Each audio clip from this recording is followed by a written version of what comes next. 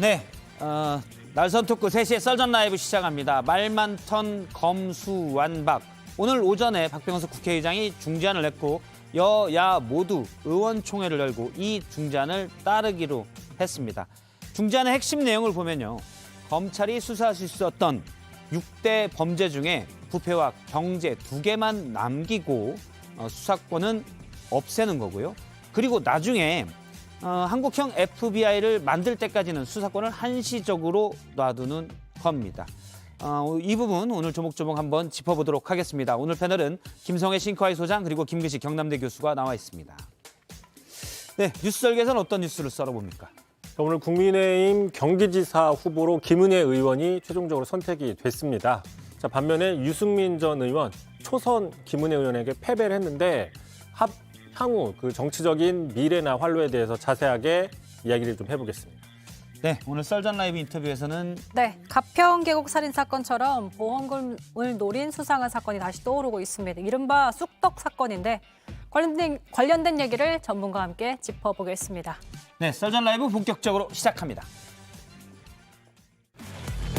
3시에 만납시다. 3시에 놓아줘. 평일 오후 3시엔 썰전 라이브.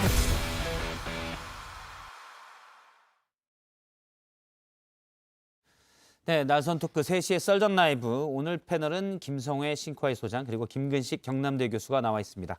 안녕하세요. 안녕하세요. 네, 다음 주까지 쭉 갈 줄 알았던 검수완박이 일단 오늘 합의가 됐습니다. 여야 합의가 됐는데요. 국회의장의 중재안에 합의가 됐는데 하나하나 좀 짚어보도록 하겠습니다. 먼저 주제를 보도록 하겠습니다. 네, 오늘 첫 주제 국회의장의 중재안으로 잡았습니다. 오늘 박병석 국회의장이 여야의 검수완박 중재안을 전달했다. 그러면서 합의안을 따르는, 이 중재안을 따르는 안으로 의사 일정을 진행하겠다라고 했었는데요. 박 의장의 말을 먼저 들어보겠습니다. 오늘 여야 원내대표에게 의장의 최종 중재안을 전달했습니다. 아무리 훌륭한 정책도 국민과 함께 가지 않으면 성공할 수 없다는 신념을 가지고 있었고요. 오늘 양당 의원총회에서 의장의 중재안을 수용해 줄 것을 강력히 요구합니다. 예, 결론부터 먼저 말씀드리면 양 당은 오전에 의원총회를 열고 박병석 의장이 내놓은 중재안을 따르기로 했습니다. 그래서 검수완박 관련 법안은 다음 주 본회의에 통과가 될 것으로 보입니다. 원래 오늘 갑자기 나온 중재안이 아니고 여야 원내대표와 함께 박병석 의장이 여러 번 중재를 해서 합의한 안이라고 합니다. 중재안 내용을 잠깐 보면 현재 검찰의 직접 수사 범위는 6대 범죄에 제한돼 있습니다. 이 중에서 부패와 경제만 남기고 나머지는 이 검찰청법 개정안 등이 통과된 뒤에 넉 달의 유예 기간 뒤에는 모두 수사권이 폐지됩니다. 여기에는 공직자, 선거, 대형 참사 등등이 있습니다. 이 부분은 이제 앞으로 넉 달 뒤부터는 검찰이 수사를 못하게 되는 거고요. 부패 경제도 한시적으로 검찰의 수사권을 가지게 되는데 언제까지냐? 한국형 FBI 관련 법안, 이른바 중수청이라고도 할 수 있겠고요. 다른 이름이 될 수도 있을 텐데 한국형 FBI가 출범하면 이 직접 수사도 폐지합니다. 그리고 송치 사건, 그러니까 검찰로 넘어온 사건 중에 보안 수사를 지금 검찰이 할 수 있는데 원래 민주당안은 이 보안 수사권도 없애고 경찰에게 보안 수사를 요구할 수 있는 권한만 있었는데 그 보안 수사를 계속 할 수 있게 됐고요. 대신 보안 수사하면서 다른 쪽으로 수사를 벌리는 별건 수사는 못하게 만들었습니다. 그리고 이 중재안을 4월 임시국회에 처리하고 5월 국무회의에서 공포한다는 내용입니다. 자, 하나씩 좀 따져볼 텐데 먼저 전반적으로 이 중재안에 대해서 어떻게 보십니까? 저는 잘 만들어졌다라고 생각합니다. 특히나 이 별건 수사를 금지하면서도 수사권을 보장한 것, 이게 1차 합의할 때요. 박상기 법무부 장관하고 김부겸 행안부 장관이 할 때 사실 특수부하고 공안부만 찬성하고 절대 다수를 차지하는 형사부가 굉장히 반대했던 그 협의안이었거든요. 그 당시에 수사지휘권은 일체 뺏는 대신 6대 범죄, 즉 공안과 특수부가 주로 다룰 범죄들만 남기는 형태로 협의를 맞췄기 때문에 거기에 대한 검찰 내 불만이 많았는데 이번 조정을 통해서 형사부는 약간 숨통을 트인 것이고 예. 오히려 이제 공안부랑 특수부가 말이 많아지는 것인데 이분들이 원래 목소리가 크잖아요. 예. 그러니까 이제 검찰 내에서 큰 목소리는 나겠지만 전반적인 검찰은 뭐 이런 정도면 이라고 생각할 여지도 있어 보이고 또 합의안을 내놓고 지금 민주당이 법안 소위부터 시작해서 여러 가지 물의를 해야 되는 상황이었는데 그런 상황에서 극적으로 나온 합의이기 때문에 뭐 의미가 있다고 생각합니다. 예. 저도 지금 마주보고 달리는 거의 뭐 기관차처럼 강대강에 부딪히려고 했었는데 국회의장의 중재로 그리고 현명하게 이제 이 중재안이 성공이 됐기 때문에 이 검찰 개혁의 큰 틀에 대해서는 사실은 이 여야가 싸울 수 있었던 게 내용에 대한 방향에 대해서는 그 누차 말씀드린 것처럼 국민의힘이나 윤석열 당선인도 검찰 개혁 큰 방향에 대해서는 과거 2019년에 검찰총장 청문회에서 수사와 기소를 분리하는 방향으로 가는 게 장기적으로 맞다 예. 이야기를 밝힌 게 있어요. 그러니까 이걸 막무가내로 이제 4월 말에 하겠다고 그러니까 이게 갈등이 커졌던 건데 다행히 이번에 이제 봉합이 돼서 기한을 좀 늘려서 조금 더 많은 논의를 하고 그다음에 일단 뺏고 보자는 식의 불안감이 있었는데 뺏은 다음에 이걸 어떻게 배치할 것인가에 대한 또 차분한 논의를 좀 장치를 만들어 놨기 때문에 예. 저는 여야가 충분히 합의할 수 있는 현명한 안이었다고 생각을 하고요. 저도 개인적으로 그렇고 국민 여러분들도 그렇고 아마 검찰 스스로도 그동안 검찰에게 과도하게 집중되어 있는 이 권한 사실 모든 걸 수사하고 모든 걸 기소할 수 있는 권한이 얼마나 막강한 권한입니까?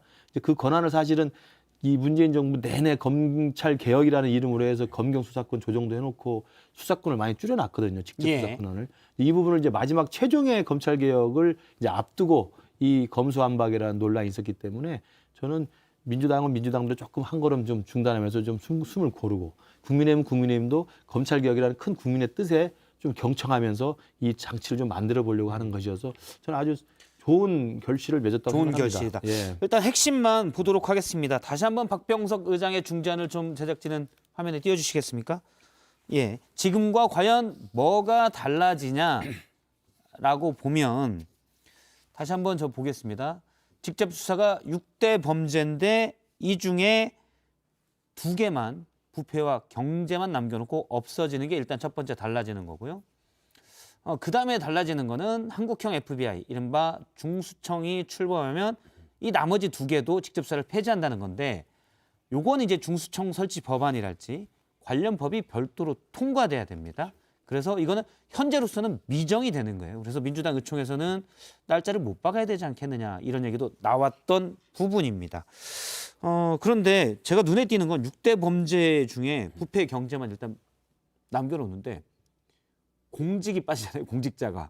근데 저는 그렇게 생각하지 않을 수 그래요? 있다고 봅니다. 그러니까 여러분 이제 국회의원들은 검찰의 수사 대상에서 벗어나게 됩니다. 고위공직자도 마찬가지고. 아닌가요? 부패 범위 안에 일단 뇌물이 들어가고요.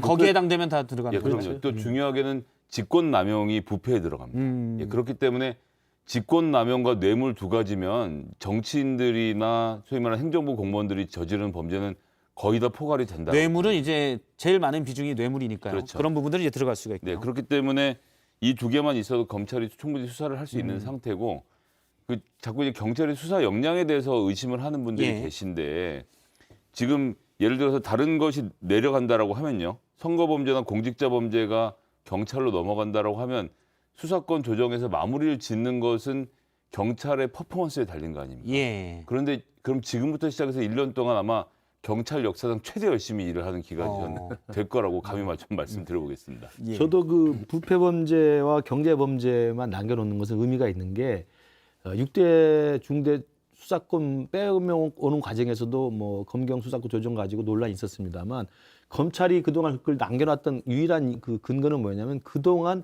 이른바 사회의 구조적 거악과 맞서 싸울 예. 수 있는 수사의 능력과 노하우가 검찰에 남아 있다는 거거든요. 예를 들어 거대 권력, 그렇습니다. 대기업들이, 예, 그렇습니다. 재벌 문제. 재벌들, 예. 대기업, 그다음에 이제 거대한 조직적 권력들. 예. 그렇기 때문에 사실 조국 전 장관 때도 사실은 검경 수사권 조정할 때는 특수부를 줄이는 게 처음 방향이었지만 결국은 남겨두었던 게 그런 의미 아니었습니까?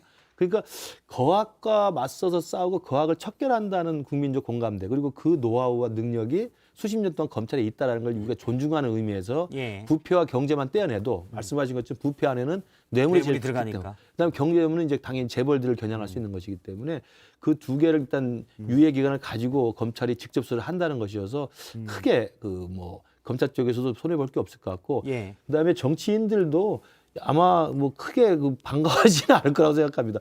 공직자 범죄를 뺐던 이유는 공직자라는 건 제가 볼 때 이제 일단 어공이 아니라 늘공 중심의 늘공들. 공직자 범죄를 대상을 하지 공무원들 않을까. 말 예, 그대로. 맞습니다. 예. 예.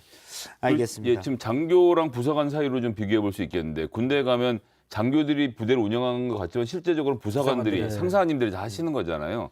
검찰 수사의 노하우라는 것도 검사들은 계속 지나갑니다. 근데 여기 지금 6,300명 있는 검찰 수사관들 이 중에서 금융범죄나 이런 쪽으로 특화된 분들이 계시는 거거든요. 근데 이분들이 아쉬운 게 있습니다. 7급으로 들어와서 승진이 안 돼요.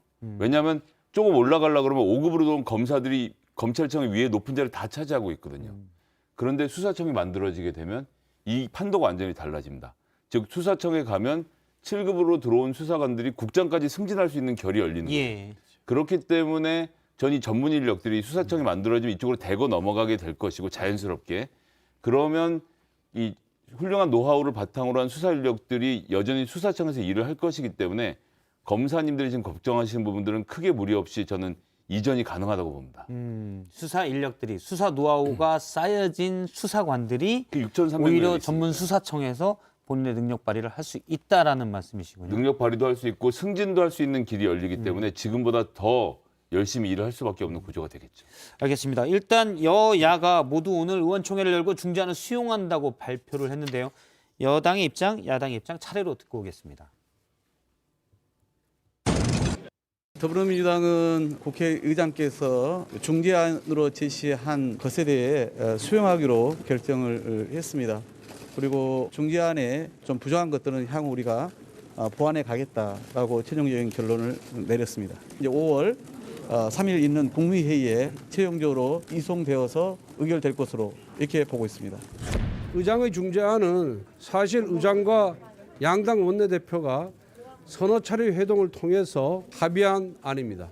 저희 당은 일부 우려하는 그런 의사표시는 많이 있었지만은 결과적으로는 저희 설명을 듣고 대체적으로 다 동의를 했습니다.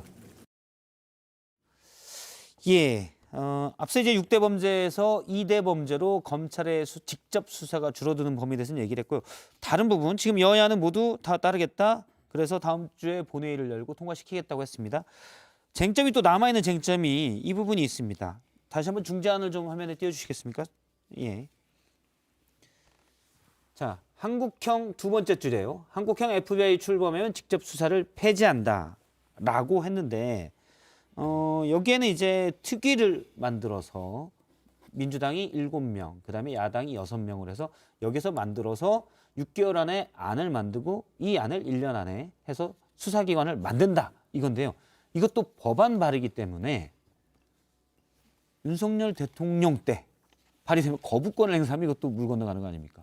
근데 권성동 원내대표가 오늘 법안에 합의했다는 건 윤석열 당선자하고 충분히 교감을 했으니까 합의를 했다라고 보고요. 일단 저희는 그렇게 주장하겠습니다. 6개월 있다 법안이 만들어졌는데 여야 합의한 법안을 윤석열 당선자가 만약 그때 대통령 신분으로 거부권을 행사한다면 뭐 민주당 입장에서는 글쎄요 막 항의는 많이 하겠지만 윤석열 당선자 본인에게 더 큰 손해가 아닐까 생각을 해서 그런 일은 벌어질 것 같지 않습니다. 지금 말씀이 여야 합의한다면인데 중수청이든 일단 한국형 FBI로 합시다. 한국형 FBI를 만드는데 이 안에 대해서 여야가 합의가 안 되면 어떻게 됩니까? 합의가 안 될 일이 있을까요? 근데 그 마찬가지입니다. 그 과거에 연동형 비례대표제 네. 선거법 개정할 때도 마찬가지고 공수처법도 마찬가지였죠. 그러니까 큰 틀에서 연동형 비례대표제가 서구의 선진적인 민주주의 국가에 있는 비례성과 대표성을 강화한다는 의미에서 다 여야가 합의했기 때문에 논의를 시작했어요. 네. 공수처법도 마찬가지잖아요. 검찰에 과도하게 집중된 권한을 적어도 검찰과 판사에 대한 고위공직자에 대해서는 별도의 수사기관을 만들자고 해서 합의해서 논의를 시작했던 거죠. 근데 논의 과정에서 우리 앵커께서 말씀하신 것처럼 정략적 계산에 들어가서 결국은 싸움이 붙고 합의가 안 되니까 연동형 비례대표제 같은 경우는 패스트트랙까지 가가지고 몸싸움하고 난리가 났잖아요. 공수처법도 결국은 그렇게 통과가 된 겁니다. 그래서 저는 갈 길은 좀 남아있다고 생각을 해요. 그러나 큰 방향은 이제 화두를 만들어놨기 때문에 한국판 FBI를 만든다. 그리고 그 중수청에는 사실 검사도 있고 그 막강한 역량의 수사관들도 있고 그 중수청에서 중대한 그 기존의 검사들이 했던 범죄들을 따로 오히려 전문적인 기관을 만들어서 한다는 것으로 합의가 된다면 거기에 뭐 과거에 여야 간의 어떤 신경전을 벌이면서 그 문구를 놓고 또는 큰 방향을 놓고 싸울 수는 있겠지만 이게 검찰하고 국회의원하고 싸우는 게 아니잖아요. 국회의원들이 검찰의 권한을 어떻게 줄일 것에 대한 예. 이야기를 하는 것이기 때문에 저는 큰 문제 없이 합의가 가능하지 않을까. 그리고 대통령 윤석열도 그때 당시에는 여야가 합의해서 큰 틀을 만들어 놓으면 거부권 행사하지 않고 잘 받을 거라고 생각하고 합리적으로 절충안이 나올 거라고 생각합니다. 전 쟁점 자체가 이제 생각해 보면 법무부에 둘 것인지 별도청으로 둘 것인지 경찰로 집어넣을 것인지 뭐 이런 예, 정도가 그 있을 정도죠. 거라고 네. 보여지고 지금 특별수사청 예를 들어 한국형 FBI가요. 예, 그렇습니다. 예. 그 경우에 지금 이수진 의원이 발의한 법안은 법무부에 집어넣는 것으로 되어 있고 황운하 의원이 발의했던 중대범죄수사청은 별도로 한 걸로 되어 있었습니다만 이 뭐 안은 전 충분히 조정이 가능하다라고 봅니다. 결국 인사권을 어떻게 행사하고 그렇죠. 예산을 따로 놓느냐의 문제이기 때문에 어디로 가든 이거 뭐 정착하면 되는 문제고 나머지는 이미 쟁점들이 민주당 내에서는 많이 스터디되고 정리가 되어 있거든요. 이거 자체가 국민의힘과 별로 제가 보기에는 많이 맞설 일이 없기 때문에 몇 가지 그런 이제 어디에 둘 것인지 정도를 정리하는 것 이외에는 사실은 크게 맞설 일이 전 없다고 봅니다.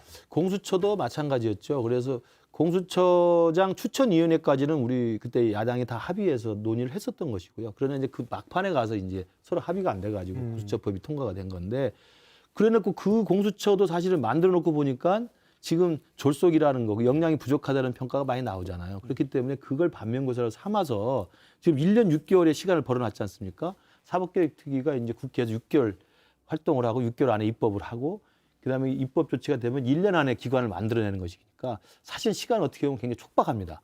왜냐하면 시험해보지 않은 새로운 독립수사기관을 만드는 것이기 때문에 1년 6개월 안에 공수처의 어떤 과거의 어떤 잘못됐던 부작용 같은 거, 더 준비해야 될 것들 이런 것들을 면밀히 검토해서 저는 여야가 충분히 합의할 수 있고 왜냐하면 이게 이제 검찰의 본인 조직 입장에서는 반대가 많이 나올 수 있어요. 예. 오늘도 당장 김우수 총장은 사표를 냈다는 거 아닙니까?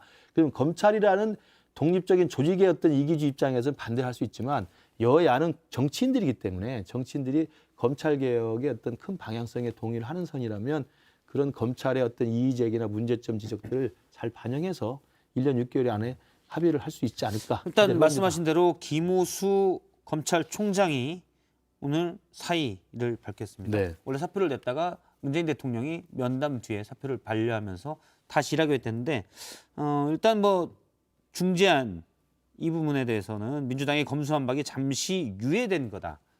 절차의 문제가 심각하다. 이렇게 중요한 형사사법체계에 대한 개편이 별다른 신중한 논의 없이 이루어지고 있다라고 주장을 했고요. 김호수 검찰총장만이 아닙니다. 검찰청 차장도 사표를 냈고 각 고검장들도 모두 사의를 밝혔습니다. 대검 차장과 전국 고검장 6명이 동반 사퇴 의사를 밝혔습니다. 어쨌든 검찰 내에서는 반발이 여전히 큰 상황입니다. 예. 전 뭐 기본적으로 이분들이 사표를 내면 집에서 노시는 분이 아니라 다 변호사로 가실 거고 소득은 훨씬 높아지죠. 예, 후배들이 잘 챙겨주는 문화가 지금 여태까지 있었던 것에 대한 아쉬움을 강력하게 피력하는 것 아니겠습니까? 전 여기서 국정원 얘기를 좀 안 할 수가 없습니다. 국정원이 국내 모든 기관에 정보원들을 배치하고 운영해오던 이 시스템 전체를 완전히 갈아엎어서 해외 정보원으로 바뀌는데 주어진 시간이 3년이었습니다. 법안이 통과됐고 제가 지금 기억을 한 1년 정도 넘게 흘렀는데 1년 후면 이게 다 없어지거든요. 근데 국정원의 차장 이하 모든 직원들이 사표 냈다는 얘기 제가 들어본 적이 없어요. 그러니까 대부분의 다른 정부 조직들은 이런 문제가 있을 때 그 정부조직법 개정에 따르는데 검사들만 유일하게 따르지 않는 것 자체가 굉장히 어색한 겁니다. 그런데 이것을 우리가 항명이라는 이름으로 받아주고 게다가 오늘 제가 봤던 뉴스 중에 가장 충격적인 것은 일부 검사가 그런 얘기를 했던 모양이던데 이번 박병석 의장의 중재안에 대해서 야합이란 표현을 쓰더라고요. 야합. 왜 야합이라는 표현을 그러니까 자기들하고 상의를 안 했으니까 야합이라고 말을 하고 싶은 걸 텐데 아니 그 사법고시에 합격하고 로스쿨까지 나오신 분들이 법을 어디서 만들고 행정부는 집행하는 단위인지 구분이 안 되는 건지 자기들 얘기를 안 들어주면 야합이라고 국회의장에 내놓은 중재안에 대해서 이렇게 말할 정도로 이분이 가지고 있는 인식 정말 심각한 문제가 제가 있지 볼 않나 때는 지금 싶거든요. 중재안이 현재와 바뀐 거는 앞서 말한 6대 범죄가 2대 범죄로 줄어드는 것, 그다음에 한국형 FBI 설치는 좀 뒤기 때문에 예를 들어 줄곧 얘기해왔던 신중하게 접근해야 되는 이 부분은 충족이 되는 거잖아요. 그러니까 그래서 저는 현재랑 크게 바뀌는 건 네. 없을 것 같은데. 저는 이제 그 검찰의 그런 좀 집단적 반발이 저는 이 부분도 이제 정치권이나 아니면 이제 그 전문가 그룹에서 좀 설명을 해주고 공론의 작업을 벌여야 된다고 보는데 오해에서 비롯된 것 같아요. 그런데 검사만 수사를 할 수 있었잖아요. 아직까지는. 그리고 지금 6대 범죄도 검사만 수사할 수 있고 영장도 검사만 청구할 수 있는 건데. 수사는 경찰도 할 수 있긴 그렇죠. 합니다. 네, 그런데 그걸 완전히 박탈한다고 생각하니까 검사로서 자기의 정체성이 완전히 이제 없어진다고 생각하는 것 같은데 이제 중대범죄수사청을 만들면 제 예상으로는 검찰에서 여러 가지 6대 범죄라든지 그런 그 중요한 범죄들에 대한 노하우가 있고 이것을 통해서 정의를 실현하고 싶은 분들은 검찰청에서 사직하고 중대범죄수사처로 가시면 돼요. 그러니까 존재 이전에 대한 지금 두려움이나 존재 이전을 안 해봤기 때문에 그럼 내가 검사가 아니고 그럼 중대범죄수사청을 가면 경찰이 되나 이런 생각을 하시는데 그렇지 않은 겁니다. 새로운 수사청들이 나오고 거기에는 많은 인력과 전문 인력들이 거기에 배치가 되고 노하우들이 합산이 예를 들어 되는 거거든요. 중대범죄수사청을 만들고 거기에 그러면 기소권을 같이 가지고 있느냐? 기소권은 검찰청이 따로 있는 거죠. 기소권 뭐 논의할 여지가 그렇죠. 없죠. 거기다 이제 왜냐면 아니 정리가 돼 공수처 있으니까. 검사도 기소권이 있잖아요. 그건 그러면 공수처법이 따로 있는 그러니까 것이니까. 중수청에 중수청 검사가 있다. 아, 그러면 또 그렇게는 달라질 안 수가 돼. 있잖아요. 절대 안 되지. 검찰청 검사 출신이 중수청 그 수사 담당으로 갈 수 있는 거죠. 이제 그런 어떤 존재 이전을 생각하시면 되는데 근데 이제 우리나라는 영화에도 나옵니다만 내가 대한민국 검찰이야 임마 이게 굉장히 자부심 있는 이야기잖아요. 예. 그 검사라는 그 프라이드가 굉장히 강한 그룹이죠. 그렇기 때문에 검사라는 그 직책, 그 직함이 사라지는 것에 대한 두려움이 있는 것 같은데 이건 좀 길게 보고 국민들의 눈높이에서 그 부분을 좀 고민을 같이 하고 정치권도 그런 KFBI를 만들 때는 그런 검사들의 우려에 대해서는 조금 많이 공론화 작업을 통해 설득을 할 필요가 있다고 생각합니다. 예전에 사실 윤석열 당선인이 검찰총장 시절에 국회에서도 그 얘기를 한 바 있습니다. 그러니까 수사 기소권 분리 관련돼서 앞으로는 그냥 마약이면 마약, 금융범죄는 금융범죄. 그러니까 검찰을 수사 기소권 분리보다는 사실은 여러 개로 쪼개서 검찰이 너무 힘이 세다고 하니까 그런 식으로 전문 분야로 가는 게 바람직하다고 생각한다라고 얘기한 바가 있고 제가 알기로는 사석에서도 그런 의견을 많이 피력을 한 것 같아요. 그리고 이제 양손에 칼을 들고 있는 건 마찬가지 아닙니까? 수사권과 기소권을 다 들고 하다가 잘 안 되면 계속 파보는. 저희가 항상 도박의 비유를 하는데 예, 집문서까지 들고 갈 수 있는 권한을 주고 도박을 시키면 큰일 납니다. 패가망신하거든요. 야 이거 한 번만 더 영장 치면 나올 것 같은데 한 번만 더라는 생각이 망쳐왔던 것들을 분리하는 게 핵심이기 때문에 지금 아마 윤상선자가 이거 관련돼서 권성동 원내대표로부터 보고를 받고도 한 것은 수사청을 아마 본인 생각에는 특수부에 있는 훌륭한 인재들이 많이 가서 이 특수부가 운영하는 수사청처럼 하면 되지 않을까라고 생각하시는 것 같고 다만 기소권이 없을 뿐이지만 반은 가고 반은 나오면 본인들끼리 네트워크를 통해서 당분간은 이 중대범죄수사청이 옛날에 특수부처럼 위세를 떨칠 수 있지 않겠냐 이런 계산들이 좀 들어가 있는 것 같고 저보다 윤당성인의 마음을 더 잘 갖고 계시는 제가 볼 때는 검사들이 기소권 없는데 갈까요? 수사권이 더 막강할 수 있다고 생각하는 것이고요. 그다음에 지금 이 법이 어떻게 나올지 모릅니다. 최종에는 중대범죄수사청에서 영장을 요구하면 기소하는 검찰청에서 받게 돼 있으면 그건 또 득실 따져볼 수 있죠. 알겠습니다. 일단 정치권이 계속 혼란스럽고 민주당이 너무 강행하고 있다라는 비판이 많이 있었는데요. 사실 중재안을 계속 협의를 하는 중에 권성동 의원은 이런 얘기도 했습니다. 일부 민주당 의원이 본인에게 한 얘기라면서 소개를 했는데 민주당 내에서도 반대하는 그러니까 검수완박에 반대하는 목소리가 많다는 얘기였습니다. 잠시 권성동 원내대표 얘기를 들어보겠습니다. 저와 만나는 민주당 의원 중에 상당수는 이 법안 처리에 대해서 우려의 목소리를 저한테도 내고요. 또 심지어는 저보고 좀 막아달라고 요청하는 의원들도 있고 어떤 의원은 이 법안에 대해서 무기명 비밀 투표를 했으면 좋겠다. 자기가 보기에는 부결될 가능성이 더 높다라고 말씀하시는 의원들도 있거든요. 예. 일단 민주당 내에서도 반대하는 의견이 많았었다. 그래서 이런 의견들이 사실 어제부터 쭉 나온 뒤에 민주당이 한 발 후퇴할 수 있다라는 예상이 좀 나오기도 했습니다. 오늘 한국갤럽이 발표한 검수완박 여론조사를 보면 검찰의 수사권 분리를 어떻게 생각하느냐라는 질문에 대해서 현재처럼 유지를 해야 된다는 의견이 55%였고요. 수사권은 경찰에 다 이양을 해야 된다라는 의견은 35%였습니다. 그러니까 수사권의 검찰이 일부 가지고 있어야 되는 의견이 더 많기도 했습니다.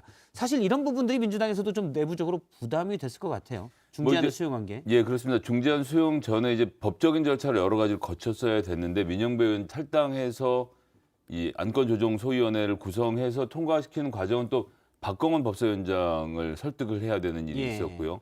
그렇게 해서 통과가 된다고 하더라도 이러나 저러나 끝판왕으로 박병석 의장이 버티고 있는 구조에선 사실은 민주당이 180석이 아니라 200석이라도 뭘 할 수 있는 것은 없었거든요. 그리고 박병석 의장은 민주당이 단독으로 뭘 한 걸 받아주기는 어려웠을 겁니다. 저는 예상에는 정의당이랑이라도 뭘 좀 만들어서 중재안을 가져오면 거기에 대한 얘기를 좀 할 수 있을 거라고 봤는데 예. 의외로 국민의힘까지는 받았기 때문에 지금까지 그런 논란들은 사실 다른 면에서 봤을 때는 협상에 좋은 카드였다라고 생각하고요. 국민의힘 입장에서도 야 이거 안 하면 정말로 그냥 끝까지 가서 다 해버리겠구나라는 생각이 어떤 면에서 봤을 때 민주당에서 좀 받아들일 수 있는 정도의 합의안이 나오게 된 배경이 아닌가라는 점도 좀 말씀드리고 싶습니다. 예. 그러니까 재밌는 해석이신데요. 그러니까 뭐 민영배 의원 위장 탈당 논란이나 아니면 이제 사실은 안건조정위원회를 무력화시키는 이런 것들이 이제 너무나 많은 비판과 이제 민주당 내부에서도 논란이 있지 않았습니까? 그걸 하니까 민주당은 민주당대로 이게 속도절을 좀 줄여야 되겠다, 숨고르게 해야 되겠다는 내부의 자체 반성의 소리가 나왔던 거고, 말씀하신 국민의힘 쪽에서 저러다 진짜 하는 거 아니야? 저거 장난 아닌데? 저거 말이 아니다. 이렇게 할 수 있다는 생각이 또 드는 그 상황이었던 것 같아요. 그러니까 당연히 국회의장 입장에서는 이렇게 이 충돌할 경우 이게 답이 없는 상황이니까 어떻게든 중재를 해야 됐다는 생각이 예. 들고, 그럼 여당이나 야당이나 이 파국으로 가는 건 지금 뭐 당선인의 신분이나 임기를 마치고 있는 문재인 정부 그 심정이나 굉장히 부담스럽기 때문에 극적인 타협이 가능하지 않았나. 그래서 예전에도 뭐 가서 해석했던 이야기입니다만 모순이 이게 극에 달하면 이게 해결책이 나올 수 있는 거거든요. 그래서 그런 부분에 대한 어제까지의 검수한 박의 대격돌이었고 오늘 극적인 이 합의가 나오지 않았나 이게 생각합니다. 모든 게 그렇지만 법으로 다 모든 걸 의율할 수가 없습니다. 법이 차지하는 부분도 있고 아닌 부분도 있는데 예. 뭐 미국에 수사권이 있니 없니 막 따져도 검사 70명에 수사관이 5명이면 수사권이 있지만 못 쓰는 거거든요. 우리나라도 그런 구조적인 변화를 일으키는 것이 동반되어야지 법만 딱 바꿔서 뭘 아무리 조항을 만들어도 또 희한한 조항을 찾아내서 또 법적으로 다투게 되는 것이 현실이기 때문에 이런 문화를 바꾸는 건데 그러기 위해서 한 1년 반 정도 시간을 지금 두고 준비를 하는 거 아닙니까? 그 가운데서 경찰이 제 몫을 다 잘하고 중수청이 만들어지는 과정을 거치고 나면 또 이게 또 금방 전 문화로 자리 잡을 거라고 생각해요. 김영란법 처음 만들 때 신문에 한우랑 굴비를 못 받게 됐다. 이런 게 지금 막 기사로 났던 게 불과 몇 년 전 일이지만 지금 아무도 그런 기대를 하는 공직자 없죠. 그렇게 전 이 문화라는 건 한번 바뀌면 또 금방 넘어갈 수 있는 문제이기 때문에 검찰의 반발도 길게 지속될 거라고 보진 않습니다. 알겠습니다. 검수한 박에 대해서 여기까지 얘기를 했고요. 다시 한번 정리하면 기존과 달라진 것, 기존 현재의 법과 달라진 것은 현재로서는 6대 중대범죄 중 2대 부패와 경제만 검찰이 수사할 수 있도록 했다. 보안 수사권은 똑같이 있는 거고요. 그대로 있고 그다음에 향후에 이른바 중수청을 만드는 법은 별도로 논의한다. 가 합의 사항으로 보면 되겠습니다. 다음 주제로 넘어가도록 하겠습니다. 다음 주제는 6월에 있을 지방선거 얘기인데요.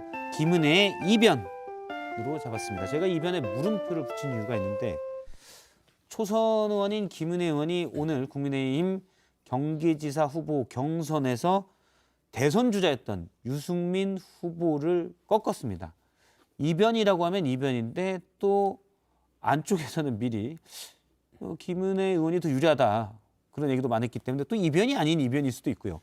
오늘 결과를 보면 경선 결과 보면 당심과 민심을 5대5로 섞어서 경선을 했는데 김은혜 의원이 종합적으로 50.7%, 유승민 전 의원이 44.6%입니다. 꽤 큰 차이가 나서 이겼고요. 참고로 말씀드리면 김은혜 의원은 현역 의원으로 감삼 5%가 있었는데도 이겼습니다. 오늘 경선에서 이긴 뒤에 기자회견을 가졌는데 민주당 후보 모두가 이재명 계승자를 자처하고 중앙정부에 맞서는 정치 대결만을 이야기한다라고 비판을 했고요. 또 민주당 어떤 후보가 나와도 이길 자신이 있다. 뭐 이런 얘기를 했습니다. 일단 결과 예상을 했었습니까? 어떻습니까? 예, 저는 공개적으로 김은혜 의원이 이길 거라고 말씀을 드려왔습니다. 예, 뭐 이유는 딴 게 없고요. 당원들 사이에서 김은혜 의원의 지지도가 너무 높아서 50대 50으로 가는 상황에서는 어떻게 할 방법이 없다라고 봤고 뭐 실질적으로 결과를 제가 봤던 것이 맞는지는 모르겠습니다만 당원에서는 김은혜 의원이 분명히 이겼고 여론조사에서는 김은혜 의원이 진 것으로 좀 봐야 되지 않겠습니까? 그러니까 이게 저는 강원도 선거에도 상당한 영향을 미치게 됐다. 예. 같은 의미에서라고 보고 있고요. 여기에서 즉 윤심이라고 불리는 당선자의 의중이 당원들에게 미치는 영향이 제가 생각했던 것보다 훨씬 크구나라는 점. 그리고 참 정치가 비정하다는 게 유승민 의원이 경기도지사 나오는 것은 전 뭐 국민의힘을 위해서도 해볼 만한 일이라고 생각했는데 당선자가 그 틈을 보질 않네요. 그래서 김은혜 의원의 출정은 뭐 저는 오롯이 윤심에 의거한 것이라고 보고 이 전국 지방선거에서 당선자가 미치고 있는 영향력이 생각보다 더 크다라고 좀 판단했습니다. 예. 저는 이제 이 이변이라면 이변인데요. 사실은 이걸 보고 첫 떠올렸던 생각은 장강에 흐르는 물은 이제 어쩔 수 없다라는 생각이 들어요. 그러니까 유승민 의원 정말 훌륭한 분이고 개혁적이고 합리적인 보수의 어떤 그 정통성을 이어왔던 우리 당의 훌륭한 자산이신데 결국은 대선 후보 2번 하시고 또 이번 경선에서 또 실패하시고 이제 마지막 봉사를 위해서 당을 위해서 사실은 고민 끝에 경기도지사를 출마한 건데 석패를 한 거죠. 그러니까 개인적으로도 참 안타깝다는 생각이 들고 패배했지만 저는 유승민 의원이 정말 독배를 든다는 심정으로 어려운 경기도를 위해서 자기가 당을 위해 나가겠다고 결심했던 부분은 높이 평가해야 된다고 생각합니다. 그런 부분이 있는데 그럼에도 불구하고 떠오르는 신예한테는 당하기 힘든 게 정치의 또 순리다라는 생각이 들고요.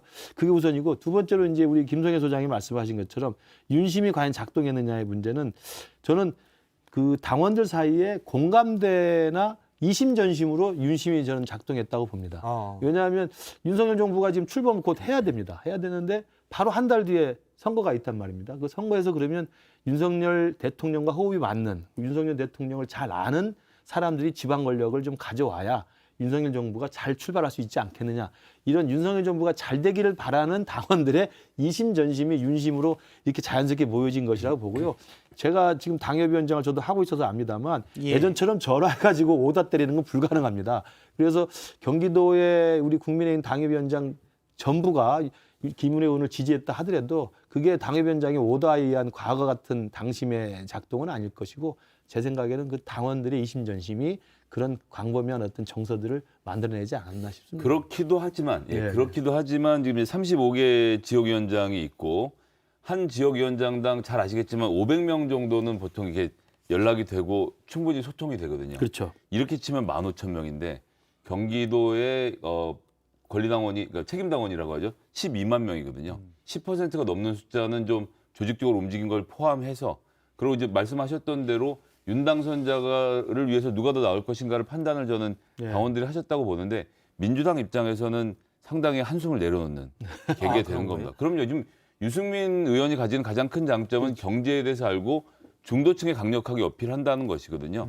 근데 떠올려 보시면 김은혜 의원 참 좋은 분이시지만 이분이 지금 선거 기간 전에 왜 이렇게 부상을 했냐면 대장동 문제로 됐어요.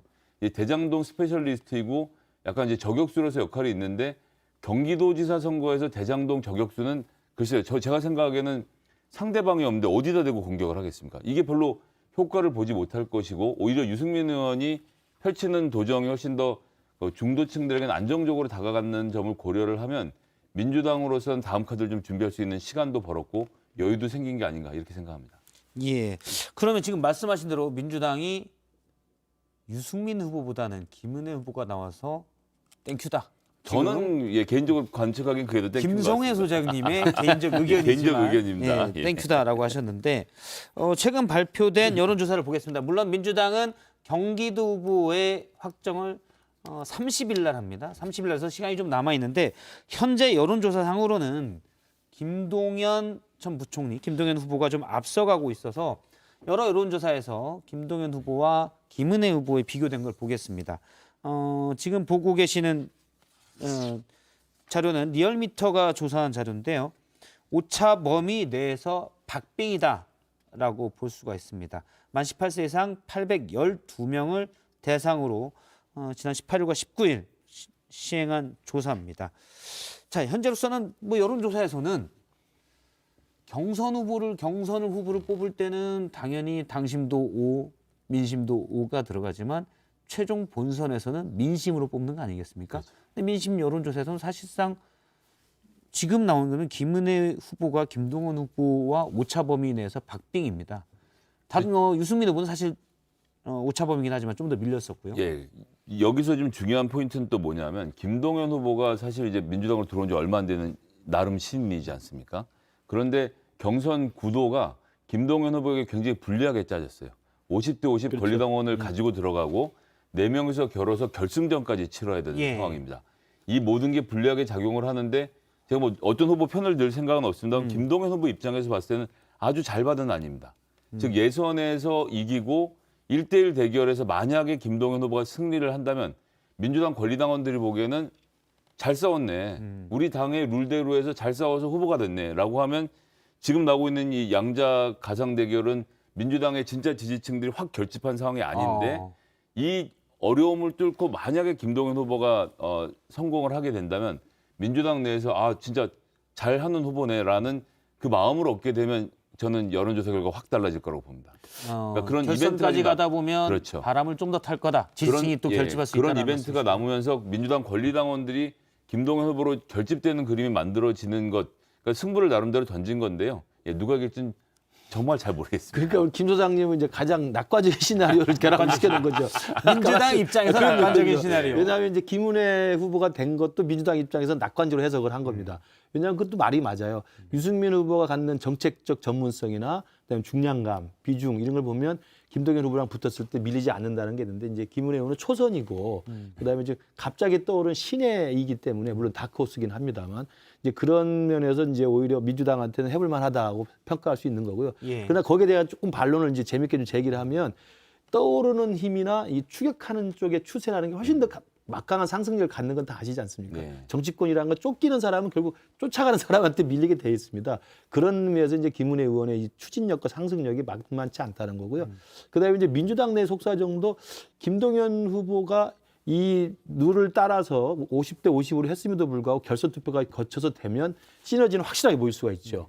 그렇다면 뭐 쉽게 또 이 김은혜 의원을 이길 수 있다고 봅니다만 그건 낙관적인 해석이고 또 비관적 해석하면 그 과정에서 김동연 후보가 탈락할 수도 있는 거죠. 아, 예, 뭐. 바로 그렇기 때문에 김동연 후보가 결국은 그 룰의 어떤 덫에 밀려서 그걸 못 넘고 그리고 결선 투표를 하면 나머지 패배한 후보들이 사실 하나가 될 수가 있는 거거든요. 예. 또 김동연 후보가 이제 뭐 이재명계라든지 이른바 친명계에서 어떤 생각을 하고 있는지 모르겠습니다만 지금 친명계 전폭적 지지를 받기는 어려운 구조예요. 조정식 의원이나 또 안민석 의원들이 있기 때문에 그렇다고 한다면 김동연 후보가 그 50대 51의 난관을 뚫고 결선 투표가 뚫고 올라갔다면 시너지가 확실히 생기지만 그걸 못 넘어서면 김은혜 의원으로서는 어떤 후보가 나와도 해볼 만한 싸움이 제가 이제 거죠. 공개적으로 드릴 수 있는 말씀과 없는 게 있어서 조금만 말씀을 드리면 제가 이제 공개적으로 드릴 수 없는 말씀인데 조금만 드리겠다는 말씀이시군요. 각 캠프의 CCTV를 제가 이렇게 몰래 좀 한번 들여다봤거든요. CCTV.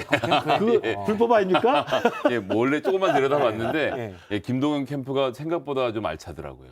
예, 그러니까 그 공개적은 아니더라도 굉장히 많은 분들이 가서 좀 돕고 있는 그림이 그래서 아 이분이 권리당원을 받았구나라는 생각이 들 정도의 어떤 이런 좀 준비가 되어 있기 때문에 그냥 만판 권리당원의 표를 놓치면서 갈 것 같지는 않아 보입니다.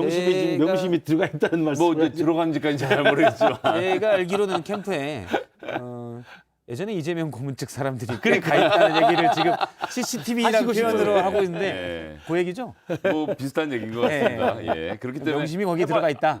이건 뭐 주장입니다. 예, 추정이고. 예, 명심까지 CCTV를 봤으니까 이거 자료가 되는 예, 거죠. 근데 좀 상당히 하여튼 흐름이 있기는 한 것 같습니다. 네, 그러니까 이거 볼만한 관전 평이 될 그런데 것 이제 같아요. 안민석 의원 이런 분도 워낙 지금 그럼요. 저력 있는 분이고 영태영 시장도 그럼요. 오랜 기간 준비를 했던 분이기 때문에 말 그대로 저는 예, 조정식 의원도 뭐 5선 의원이고 이게 지금 명승부가 펼쳐질 거라고 생각하고 한번 봐주셨으면 지금 좋겠습니다. 뒤늦게 이제 명승부라는 말로 수습에 나서고 있는 김성회 소장님. 그러니까 사실은 이번에 김은혜 의원이 후보로 결정은 됐지만 예. 민주당의 최종 후보 선정 과정 그리고 본선의 정확한 예측 전망은 진짜 봐야 될 것 같습니다. 정말 흥미진진한 게임. 그러니까 서울시장 선거도 이렇게 역시 했어야 좀 되는데. 맞습니다. 예. 서울시장보다 훨씬 재밌는 예, 게임이다. 그러니까요. 서울시장도 좀 재밌게 만들어 보세요.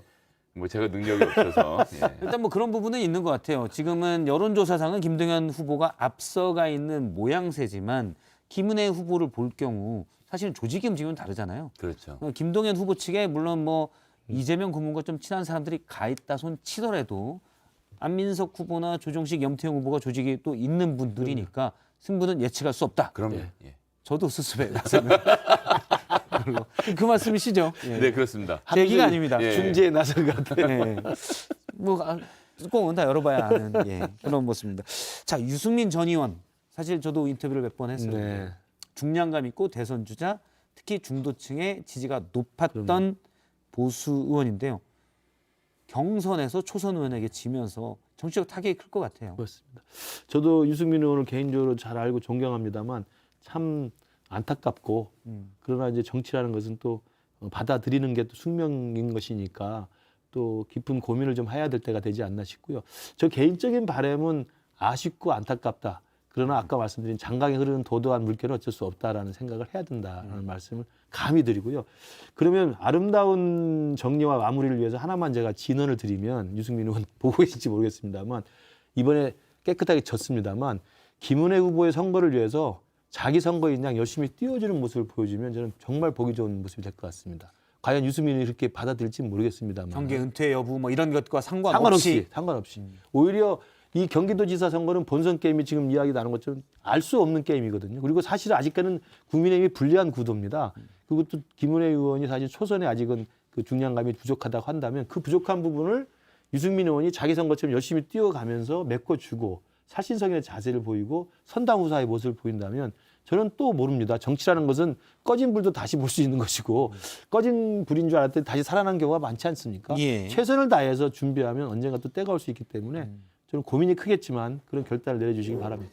저는 이제 유승민 의원 예전에 민주당과 그 당시엔 신한국당은 아니었는데 하여튼 이름이 자주 국민의힘으로 그냥 하겠습니다.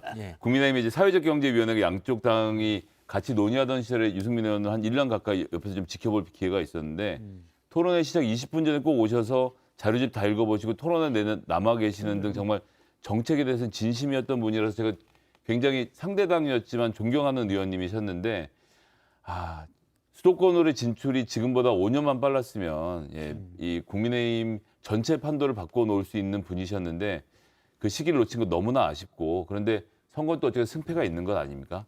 뭐 지금의 이 승패를 받아들이시는 것 외에는 좀 큰 방법은 없어 보이는 그런 상태입니다. 일단 국민의힘에서는 경기도지사 후보로 초선에 물론 이제 TV 앵커도 하고 대변인을 이전했기 때문에 인지도가 상당히 높지만 김은혜 의원을 선택을 했는데요.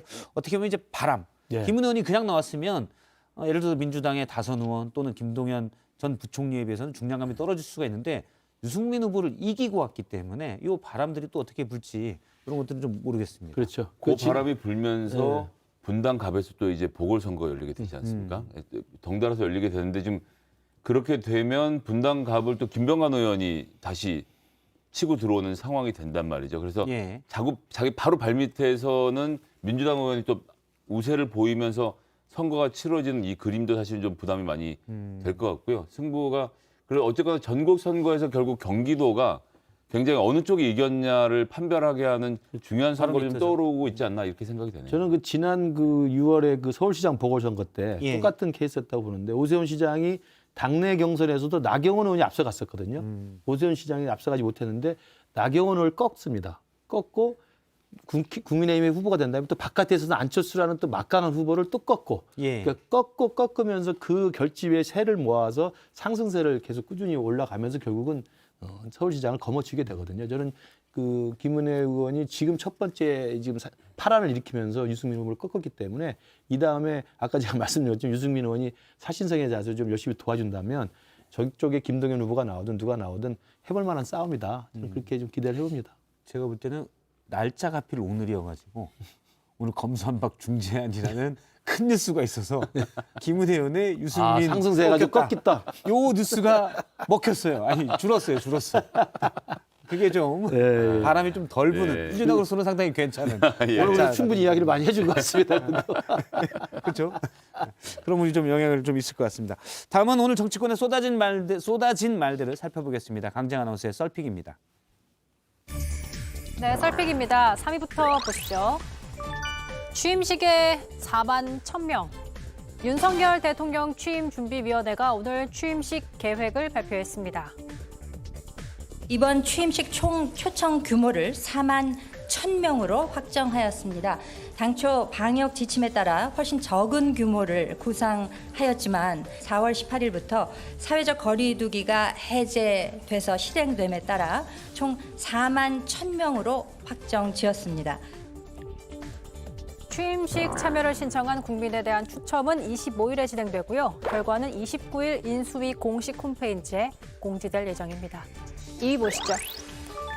이재명의 구명운동 덕분 민주당이 서울시장 후보 공천 배제를 철회하면서 그야말로 기사회생한 송영길 전 대표.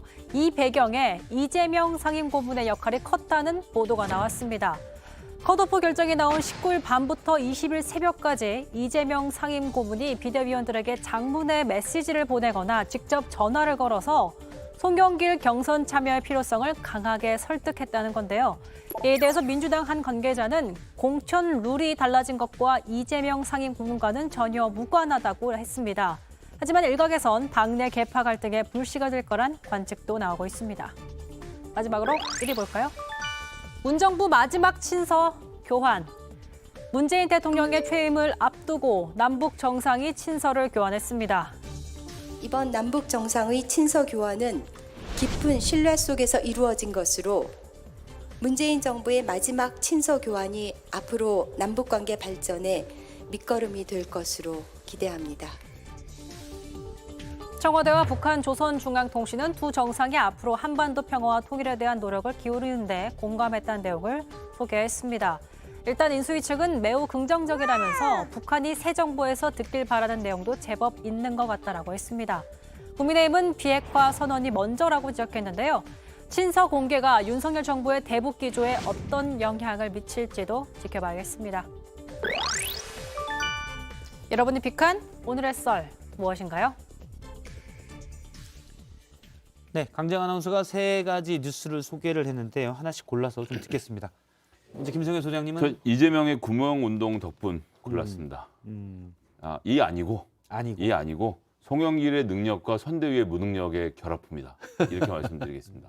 그러니까 전략공천을 하려면 딱 누가 생각해도 아이고 싶은 사람을 모시고 와서 자 죄송합니다. 후보들 지금까지 열심히 하셨습니다. 이분으로 하겠습니다라고 하는 게 전략공천이죠. 그렇죠. 근데 그건 없는데 룰을 계속 뭐 딴 사람 끼우니 많이 바꾸기만 하고 아무것도 못하고 있던 상태였고 그러는 가운데 송영길 후보는 인천에서 올라왔지만 어쨌든 본인 능력으로 버티면서 지지율을 웬만큼 잘 유지를 하고 있었거든요.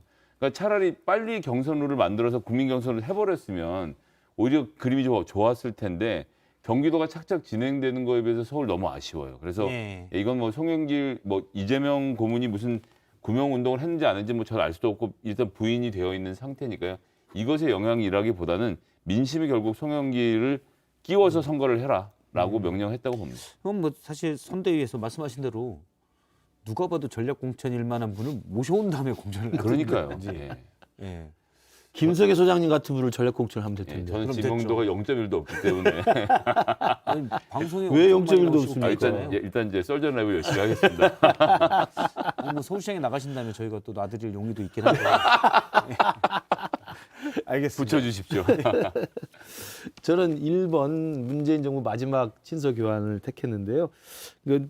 갑자기 좀 웬 친서 이런 또 의아심도 있었습니다. 예, 저도 갑자기. 예, 그렇습니다. 왜냐하면 잊고 있었던 거죠. 그러니까 김정은 위원장과 문재인 대통령이 3번이나 정상이 됐다는 것을 우리가 지금 까맣게 잊고 있었던 거예요. 그리고 처음에 시작이 좋았습니다만 남북 관계가 지금 막판에 와서는 좋지 않은 지금 결론으로 가 있었기 때문에 그래서 좀 웬 친서라는 좀 뜨아함이 있었습니다만 생각해 보면 충분히 이해가 될 만한. 왜냐하면 임기 5년을 지금 마무리하는 입장에서 문재인 대통령 같은 경우 한반도 평화 프로세스에 상당히 많은 예정이 있었기 때문에 상대방이 김정은 위원장에게 이제 친서를 보내서 잘 안 됐지만 더 열심히 노력해보자라는 또 덕담을 나눌 수 있는 것이고 또 다행히 또 김정은 위원장이 또 답장을 보내왔기 때문에 그 내용도 상당히 뭐 열심히 하겠다는 입장을 갖고 있어서 저는 이해할 수 있다고 보고요. 더 저는 긍정적으로 평가하는 것은 권영세 통일부 장관 지명자가 이 부분에 대해서 긍정적으로 평가를 하고 그리고 오히려 우리가 들을 부분도 많이 있다. 그리고 김정은 쪽에서 새 정부에 바라는 내용도 있기 때문에 지켜보겠다고 이야기를 해서 보통 윤석열 지금 당선인 주변에는 뭐 강경파만 득실거리는 게 아니냐. 북한에 대해서는. 네. 무슨 뭐 선제 타격만 자꾸 이미지가 더 씌워져 있는데 지금 통일부 장관으로 지명된 권영세 장관 같은 경우 아주 지혜롭게 그리고 아주 합리적으로 대응을 잘하신 것 같습니다. 사실 저 같은 경우는 교수님께서 지금 통일부 장관으로 후보자로 가 계시면 굉장히 안심하면서 제가 뭐 서울시장 뛰었다고 있던데 서로 무슨 주거지막하냐 하니까 이거 좀 편집해서 삭제해 주십시오. 생방입니다. 생방송이라서요? 생방이니까. 처음 하셨어요? 매주 나오시면서. 김우식 교수님이 사실은 저희가 이제 여기 명찰에도 네. 경남대 교수로 돼 있지만 경남대 북한어과 교수님 원래 그렇죠. 예, 뭐 남북 남북 최고 문제 전문가시니까요. 최고 전문가시죠. 예, 예. 다들 통일부 장관으로 갈 줄 알았는데. 빨리 끝내시죠. 예. 알겠습니다. 오늘 일단 근데 사실 이거 하나만 여쭤볼게요. 예. 북한이 이렇게 친서를 보낸 거는 아무래도 또 새 정부에 당연하죠. 대해서도 메시지도 있는 거 아니겠습니까? 그러니까 그 퇴임하는 문재인 대통령과 김정은 위원장 사이의 친서 교환이라고 하지만 당연히 공개가 될 거 뻔하고 그러면 그다음 바톤을 이어받는 윤석열 새 정부에 대해서 바램과 그 방향을 일정 정도 간접적으로 제시한 거죠. 그걸 권영세 지금 장관 지명자가 정확히 캐치한 거라고 봅니다. 예. 일단 뭐 퇴임을 앞둔 문재인 대통령을 향해서도 사실은 남북 대화가 성과가 없는 게 아닙니다라고 그럼요. 면을 계속 예. 세워주는 측면도 있고요. 네네. 예, 알겠습니다. 오늘 두 사람 말씀 여기까지 듣겠습니다. 고맙습니다. 3시엔 뭐하죠? 라이브. 3시엔 뭐하죠? 썰전 라이브. 이제는 3시 시청자 제일주의 썰전 라이브.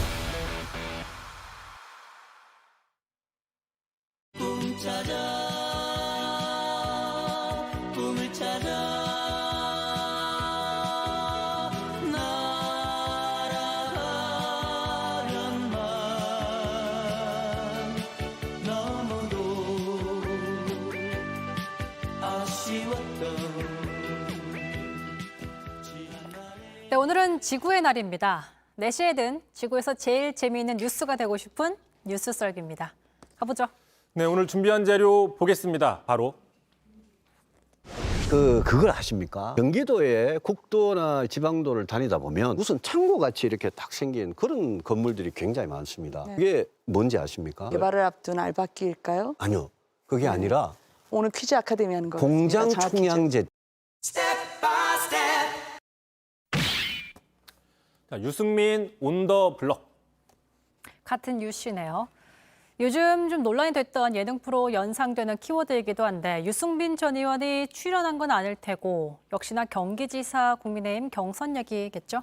뭐 앞서서도 얘기했지만요. 이제 저희는 승자인 김은혜 의원보다는 이제 패자인 유승민 전 의원에게 초점을 좀 맞출 거고요. 말 나온 김에 저희 썰전 라이브와 뉴스 썰기는 그 모 예능 프로와 달리 모든 정치인을 차별하지 않고 다 환영한다. 모두 다 잘 썰어드린다. 뭐 이렇게 네. 한번 얘기를 하고요. 자, 지금 이제 유승민 전 의원 경기지사에 대한 승부수를 던졌죠. 하지만 보신 것처럼 당내 경선의 문턱을 넘지 못했습니다. 자, 비록 이제 윤심, 이른바 윤심의 전폭적인 지지를 얻었다 할지라도 초선인 김은혜 의원에게 패하면서 이제 사실상 정치 인생의 최대 위기다. 뭐 이렇게 볼 수 있는 겁니다. 사실 유 전 의원은 대선 경선에서 패배한 후에 정계 은퇴까지 고려했다라고 했는데 윤석열 정부를 위해서 몸을 던지겠다 이러면서 출마한 것으로 알려지고 있잖아요. 그렇습니다. 일단 유승민 의원은 사선인데요. 주로 그 지역적인 근거, 지역적인 핵심이 대구였었지 않습니까? 그런데 이제 대선 경선에서 패배한 뒤에 정계 은퇴까지 고려를 했다고 합니다. 그런데 이제 주변에서 강력하게 만류를 하면서 경기지사에 출마를 해봐라. 자, 왜 그러느냐? 지금 경기도는 이재명 후보의 텃밭이었지 않습니까? 그리고 지난 대선 당시에도 그 윤석열 후보보다 이재명 후보가 앞섰던 곳이 경기도예요. 네. 그러다 보니 국민의힘 입장에서는 상당히 어려운 지역이었다. 그래서 대선 주자급을 차출해야 된다라고 해서 유승민 전 의원을 나오라고 한 건데요. 잠깐 한번 들어보시죠. 정말 제가 예상치 못했던 많은 분들께서 경기도지사 출마를 권유를 했습니다. 그래서 정치를 그만두느냐, 경기도지사에 출마하느냐. 하지만 뭐 유승민 전 의원 출마한 뒤에 다 알다시피 김은혜 의원 적격 출마하면서 자, 결과적으로 이렇게 될 거였으면은 안 나와도 되는데 굳이 나와서 졌다. 뭐 이렇게 해석을 해볼 수 있는 거죠. 사실 뭐 유승민 의원이 나오고 김동연 대표가 나오면서 뭔가 대선, 제2의 대선 같다라는 얘기도 나왔었는데 사실 이렇게 대선 패배한 후에 추스를 시간도 없이 정계 은퇴까지 고민했는데 유예했는데 이런 결과로 나왔기 때문에 굉장히 큰 상처가 또 될 수 있겠어요. 일단 오늘 유승민 전 의원의 입장은 아직까지는 확인이 되지 않고 있습니다. 나오진 않았는데요. 어쨌든 유승민 하면 떠오르는 거, 이 유승민 하면 떠오르는 이미지 뭘까요? 합리적 보수. 그렇습니다. 합보. 주로 뭐 합리적인 보수, 개혁 보수라고 좀 많이 하는데 바로 이때였죠. 2015년 당시에 당시 여당이었던 새누리당의 원내대표를 맡았습니다. 그 시절에 따뜻한 보수, 개혁 보수라는 얘기를 했어요.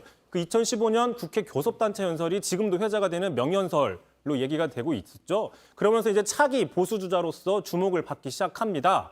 하지만 어떻게 됐습니까? 자, 당시 박근혜 정부에서 배신의 정치라고 하면서 낙인을 찍었죠. 자, 결국 청와대가 집권 여당의 원내대표를 찍어내게 하는 상황이 된 겁니다. 사상 최초였죠. 네. 자, 당시 한번 이 얘기 한번 들어보겠습니다.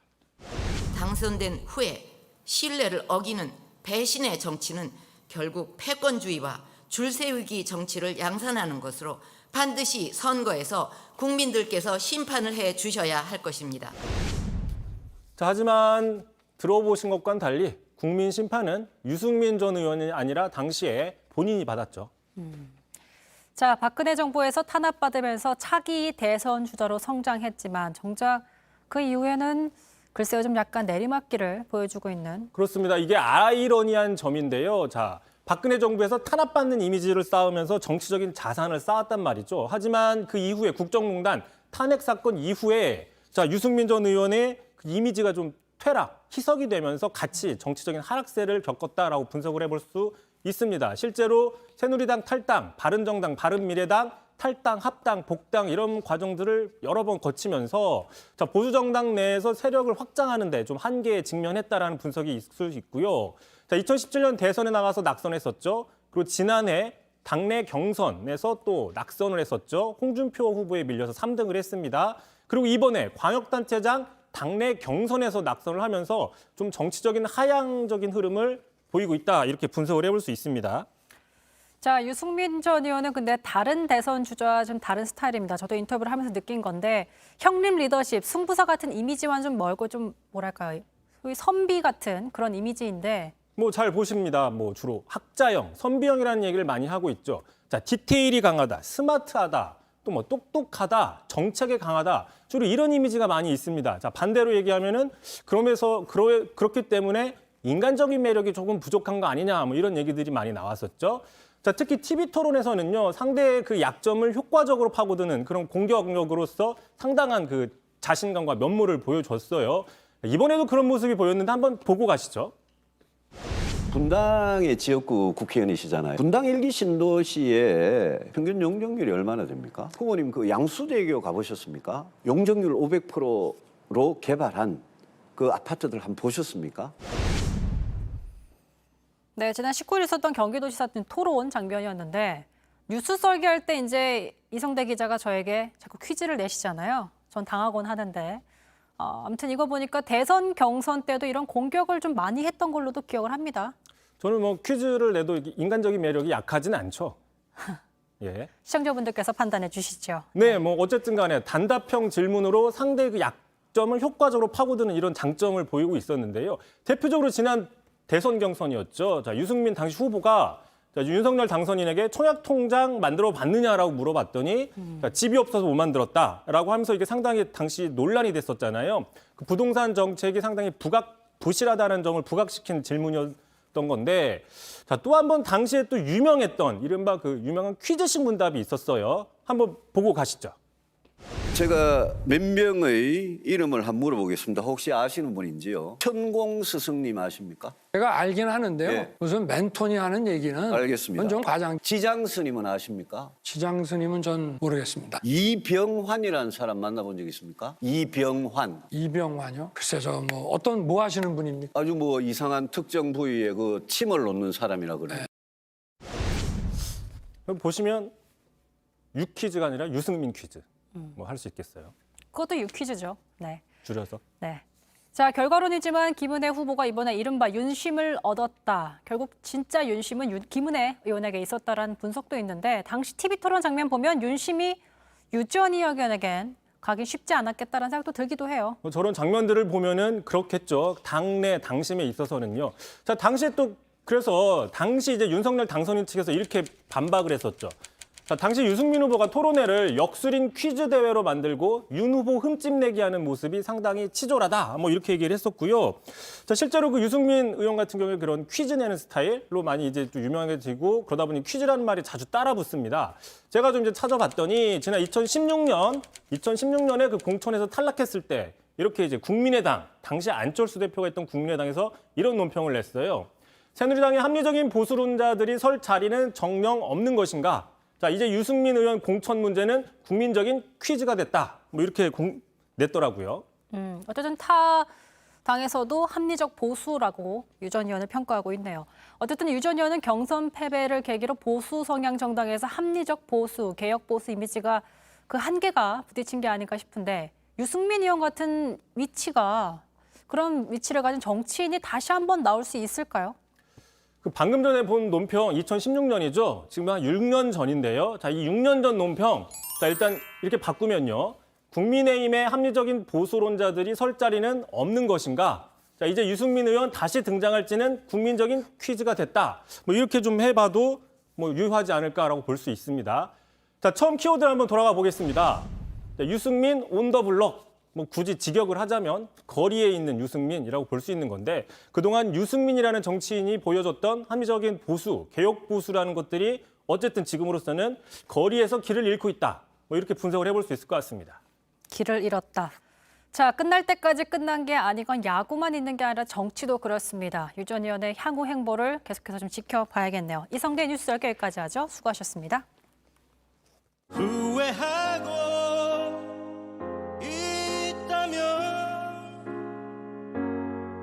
깨끗이 잊어버려 가위로 오려낸 것처럼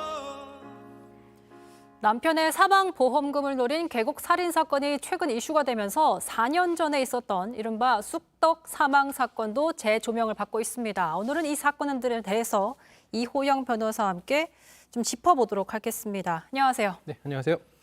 자, 쑥떡 사망 사건, 쑥떡으로 이제 사망한 김모 씨에 대한 얘기인 것 같은데 최근에 벌어진 일은 아닌 걸로 알고 있습니다. 우선 사건 좀 간략하게 설명을 해주시죠. 네, 그 쑥떡이 목에 걸려서 사망을 했다라는 사건이잖아요. 사실 좀 납득이 좀 되지는 않는 상황인데 이 피해자가 사망을 한 때는 2017년 9월이고요. 그다음에 유가족들이 처음으로 이제 타살 가능성을 제기했을 때는 2019년 2월. 그러니까 거의 한 2년이 채 안 지난 그런 시점이었고 그다음에 경찰이 수사를 하다가 2021년 12월에 내사 종결했는데 지금 최근에 이 사건이 다시 불거진 것은 법원에서 판결이 하나 나왔습니다. 그게 이제 최근 4월에 판결이 나왔는데 이 피해자의 중학교 동창이 보험사를 상대로 보험금 청구 소송을 제기한 거예요. 그러니까 그 법원에서 판단을 해보니까 이게 단순히 그 사고가 아니라 보험금을 노린 사건일 가능성이 높다. 이렇게 판단을 해서 일단은 그 보험금 청구 사건은 기각을 한 그런 사건입니다. 제가 이 사건을 준비하면서 이 관계 설정을 좀 눈여겨봤는데 좀 복잡해요. 그래서 이걸 좀 그 관계 설정부터 등장 인물부터 정리를 좀 하고 들어갔으면 좋겠습니다. 그러니까 김 씨와 A 씨가 동창 사이였는데 나중에 또 입양이 됐어요. 이거 좀 또 설명해 주시겠습니까? 네, 지금 그 쑥떡이 목에 걸려서 사망을 하신 분이 지금 김 씨고요. 고 네. 김모 씨이고 그다음에 보험금을 청구한 사람이 A 씨인데 이 둘은 중학교 동창이에요. 그런데 좀 여기서 이상한 게 이 사망을 한 그 피해자라고 하겠습니다. 피해자가 그 중학교 동창의 모친에게 입양이 됐는데 보통 입양이라는 게 어릴 때 입양되잖아요. 그렇죠. 근데 지금 이 피해자 같은 경우는 53세에 입양이 됐어요. 그러니까 그게 조금 이상해요. 그런데 네. 어쨌든 그러면 인물 관계만 놓고 보면 보험금을 청구한 사람은 이제 A 씨라고 하고 그 A 씨의 중학교 동창인 피해자가 있고 그 피해자는 사망을 했는데 또 알고 보니까 피해자는 중학교 동창인 A 씨의 모친에게 53세에 입양이 돼서 둘 사이는 어쨌든 법률상으로는 자매 관계 이런 상황이라고 볼 수 있을 것 같습니다. 자, 53세 나이로 입양되고 보험금 수령자가 결국에는 자매가 된 중학교 동창. 의문점이 한두 가지가 아닙니다. 특히 이제 말씀하신 것처럼 보험금 수령자가 또 바뀌었어요. 2017년 3월에 수익자가 변경이 됐는데 그 변경된 배경과 또 이런 실제적 이런 사례가 좀 있습니까? 잘 없죠. 왜냐하면 지금 말씀하신 것처럼 그 피해자가 53세에 입양이 될 때 보면은 보험이 엄청 많이 가입이 되어 있었다는 거예요. 네. 지금 보면은 보험금, 그러니까 피해자가 사망을 하면은 보험 수익자가 받을 수 있는 보험금이 59억 원 정도 됐고, 네. 그러면은 이제 이러한 보험금을 받기 위해서 매달 납부하는 걸 보험료라고 하는데, 이 보험료가 매달 142만 원. 그런데 실제로 이 피해자가 매달 소득이 어느 정도 되냐면 100만 원 정도밖에 안 된다는 거예요. 그러면 보통 자기가 벌어들이는 월급보다도 더 많은 돈을 보험료로 매달 지급을 하는 것도 너무 납득이 안 되는 거고. 이상하죠. 그리고 말씀하신 것처럼 보험의 수익자는 보통 이제 우리가 보험 가입하면 보험 수익자가 내가 사망을 했을 때 보험금을 탈 수 있는 사람은 당연히 뭐 아내이거나 자식이겠죠. 다시 말해서 상속인들을 보험 수익자로 하는 게 맞고, 실제로 이 보험 같은 경우도 원래는 그 보험 수익자가 이제 상속인으로 돼 있었는데, 이게 보면은 그 입양을 됐을 2017년을 전후해서 보험 수익자가 다 중학교 동창인 A 씨로 변경됐다라는 거예요. 이것도 대단히 이례적이다. 이런 것들을 보니까 법원 입장에서는 이런 식으로 쑥떡이 목에 걸려서 사망한다는 것도 이상한데, 지금 말씀드린 것처럼 너무 이상하잖아요. 네. 그러니까 이것은 단순히 보험금 청구 사건이 아니라 보험금을 노리고 무언가 사건을 발생한 그러한 사건일 가능성이 높겠다라고 해서 일단 보험금 청구 같은 경우는 기각을 한 거죠. 이게 지금 중학교 동창이 그 새마을금고 중앙회를 상대로 보험금 청구 소송했는데, 일단 그 사건에서는 원고 패소 판결이 나온 것입니다. 네, 지난 4월에 패소 판결을 했습니다. 의심스럽다라고 대법원이 판결을 했는데, 자, 수익자가 2017년 원래는 자녀였는데 동창세 A 씨로 바뀌면서 변경에 또 재판부도 여기에 대해서 이제 의문점을 제기했기 때문에 패소 판결을 내린 거잖아요. 네.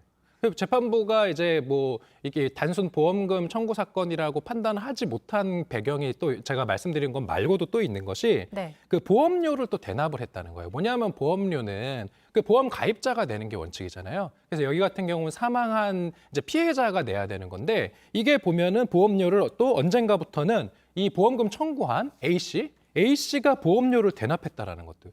좀 이해가 안 되죠. 왜냐하면은 보험 가입자가 아닌 다른 사람이 보험료를 대신 내주고, 심지어 보면 이게 126만 원, 그리고 또 이제 보험사에다가 이렇게 보험료를 낼 때 보면은 여러 가지 보험 가입할 때 보면은 그 고지 의무라고 해서 본인의 경제 상황이나 여러 가지 사실관계에 대해서 보험사에다가 이제 알려줘야 되거든요. 그때 보면은 이제 김 씨가 보험사의 월 소득이 600만 원이라고 거짓말을 했다라는 것도 납득이 안 되는 거죠. 아니 보통 본인이 100만 원 정도 버는데 굳이 600만 원 번다고 거짓말까지 하면서 보험을 가입한다라는 거는 이제 우리가 의심할 수 있는 건 이런 거죠. 보험 가입이 거절될 것을 미리 걱정을 했고, 그럼에도 불구하고 보험에 꼭 가입을 해야 하는 무슨 사정이 있었던 것으로. 마치 사망할 것을 전제 조건으로 두고 보험료를 대출을 받아서까지 그렇죠. 내주고 네. 또 수령받을 동창인 A 씨가 또 받게 하는 그런 설계 구조 자체가 의심스러운데, 아까 제가 지난 4월에 있던 판결이 대법원의 판결을 말씀드렸는데 1심 판결이었습니다. 자, 다시 보험료 얘기를 좀 해보면 누가 봐도 비상식적인 보험료를 납입하고 있는 그런 상황이었는데, 이런 비상식적인 조건에도 문제없이 보험 가입이 되는 것도 신기해요. 그러니까 보험 가입을 할 때 사실은 뭐 보험사 입장에서는 결국은 일반 회사거든요. 그러니까 보험 가입을 신청하는 그 신청인의 어떤 경제적인 그런 상황을 뭐 직접 조사한다거나, 예를 들어서 재판 같은 경우는 뭐 사실조회 신청이나 금융거래정보 제출 명령 신청 이런 것들을 통해서 뭐 확인할 수 있을 텐데, 지금 일상적인 거래에서는 그런 거 못 하거든요. 그러니까 보험 가입자가 그 어떠한 이야기하는 것들을 믿을 수밖에 없고, 보험 가입자가 뭐 제출하는 서류들을 믿을 수밖에 없는 그런 상황이어서, 당시에 이 보험 가입했던 그 피해자가 본인이 600만 원이다라고 하니까 그냥 그렇게 믿고 좀 가입을 한 것이어서, 사실은 보험 가입 그 절차에서도 약간의 좀 아쉬운 점은 있습니다. 만약에 이게 좀 예전 사건이어서 그렇지 지금도 보면은 매년 그 보험 가입 절차 같은 것들이 점점 까다로워지고 있거든요. 이런 식으로 뭔가 사기나 보험금을 노리고 어떤 사건이 발생하는 경우가 많기 때문에 보험 가입과 관련돼서 보다 엄밀한 그런 자료를 진구하는 절차가 점점 더 까다로워져서 예전보다 훨씬 가입하기가 어려운데, 이 사건 같은 경우는 좀 그것보다 지금보다는 뭔가 보험 절차, 가입 절차가 좀 더 간소화되어 있던 그런 상황이었다는 점을 우리가 좀 고려해야 될 것 같습니다. 자, 어쨌든 법원이 의심스럽다고 하면서 패소 판결을 내렸는데, 뭐 이거 외에도 좀 의심스럽다고 생각한 근거들이 있을 것 같아요. 거기에 대한 설명을 보면 A 씨가 그걸 수익을 얻기로 했던 A 씨가 보험 설계사로 일한 경력도 있었다고 해요. 네, 지금 이제 법원의 판결문을 보면은 이제 장기간 경찰 수사가 또 이루어졌고 이 경찰 수사가 이루어지는 과정에서 지금 이 보험금을 청구한 그 A 씨가 보험 설계사로 근무했던 이력이 나오니까 더 의심된다는 거죠. 보험이 보면은 가입되기 어려운 그런 상황에서 대출까지 받아서 보험료를 납부했는데 또 알고 보니까 그것을 보험 설계사인 A 씨가 이제 했다라는 건데 이거는 어떤 의미가 있냐면 이제 보험 설계사는 보험의 전문가잖아요. 그러면 보통의 일반적인 경우라고 하면 보험 가입자한테 유리한 보험 상품을 설명해 줘야 될 의무가 있어요. 그러면은 월 100만 원 정도밖에 못 받는 사람한테 보험을 가입을 할 때는 뭐 적립이 되는지 뭐 해지 환급금이 있는지 이런 것들을 설명해 주고 가장 유리한 걸 하게 해줘야 되는데 지금 가입한 이 사건 같은 경우는 뭐 적립도 안 되고 해지 환급금 같은 것도 없는 것이어서 결국은 보험 가입자 입장에서 너무나도 불리한 그런 가입 이제 보험이라는 거거든요. 이런 것들을 종합해 놓고 봤을 때는 이것은 보험금을 노린 그런 사건일 가능성이 되게 짙어 보인다 이렇게 이제 판단을 한 거죠. 자, 2017년 9월에 김 씨가 사망을 했고 사건 종결은 2021년 12월에 됐습니다. 증거 불충분으로 종결이 됐는데 이 사건과 관련해서 유족들이 이제 경찰이 초동 수사가 부실했기 때문에 이런 결과가 있는 것이다라는 얘기도 있어요. 네, 지금 유족이 이게 이제 쑥덕 살인 사건이 좀 알려진 거는 보면 방송에도 나오고 그다음에 청와대 국민청원에도 올라가서 유족이 경찰의 어떤 초동 수사가 대단히 부실했고 보면 오히려 유족 입장에서는 경찰한테 들은 사실보다는 이게 이제 방송되는 과정에서 취재진으로부터 들은 사실이 더 많다. 그리고 오히려 경찰 입장에서는 이게 방송이 나가는 것도 하지 못하게 하도록 뭔가 은연중에 좀 회유를 하고 이러기도 했다라고 유가족이 밝히면서 일단 경찰의 초동 수사 부실 지금 우리가 이렇게 방송에서 다루기만 해도 너무 의심스럽잖아요. 네. 그렇다라고 한다면은 보다 적극적으로 증거 수집도 하고 피의자 이제 이 그 보험금 청구한 이 A 씨를 바로 그냥 피의자로 이제 입건을 해서 뭐 구속 수사를 한다든지 이렇게 했어야지 증거가 확보가 되는 건데 그게 안 됐다라는 거죠. 그러니까 뭐 4년 가까이 수사하고 결국은 지금 증거 불충분으로 내사 종결했는데 만약에 여기에서 그냥 끝났다면 이 사건을 묻히는 거예요. 그런데 지금 이 사건 같은 경우는 오히려 보험금 청구 민사 소송에서 법원의 어떤 그런 판단이 있음으로 인해서 다시 재조명받게 된 그런 상황인 것입니다. 자, 이제 추가 의혹들이 계속 나오고 있는 계곡 살인 사건도 좀 한번 짚어보도록 하겠습니다. 어제 이제 이은혜와 조연수가 구속된 후에 첫 조사를 받았는데 어떤 내용들이 좀 추가적으로 나왔나요? 지금 이은혜 조연수가 처음으로 체포됐을 때 언론에서 많이 나왔던 게 뭐였냐면 그 이제 수사에 협조하지 않고 있다라는 건데 그게 어떤 식으로 됐냐면 이은혜 같은 경우는 이제 묵비권 행사한 거예요. 이게 보통 우리가 경찰 조사 저도 이제 입회할 때 보면 제일 먼저 확인하는 게 피의자가 누구인지 이런 거 다 확인하고 그다음에 뭐냐면은 변호인의 조력을 받을 권리를 고지한 다음에 변호인의 입회하에 조사를 받을 것인지 왜냐하면 처음으로 체포돼서 오면 변호인이 없잖아요. 네. 그런 상황에서는 이제 물어봐요. 피의자한테 당신은 헌법상 변호인의 조력을 받을 권리가 있는데 그럼에도 불구하고 변호인 없이 조사 받을 것입니까? 이렇게 물어봐서 피의자가 나 실소 이러면 돌려보내야 되거든요. 그래서 이은혜 같은 경우는 그때 이제 나는 변호인 없이는 조사 받지 못하겠다. 이렇게 해서 이제 그 구치소로 바로 복귀했었고 조연수만 이제 오후에 조사를 받았었는데 지금 구속영장이 발부가 돼서 다시 지금 인천지검에서 수사가 진행되는 거거든요.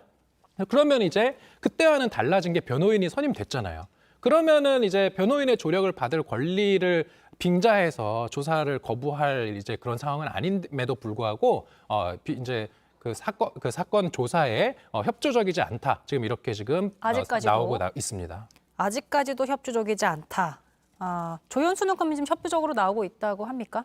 조연수도 아니죠. 왜냐하면 이 사건 같은 경우는 뭐 많이 쟁점으로 나왔던 게 그 부작위에 의한 살인이고 그래서 이게 좀 입증이 어려울 것이다라는 얘기도 많이 나오더라고요. 이게 뭐냐면은 좀 말이 어려울 수 있는데 부작위는 다시 풀면 할 일을 하지 않았다.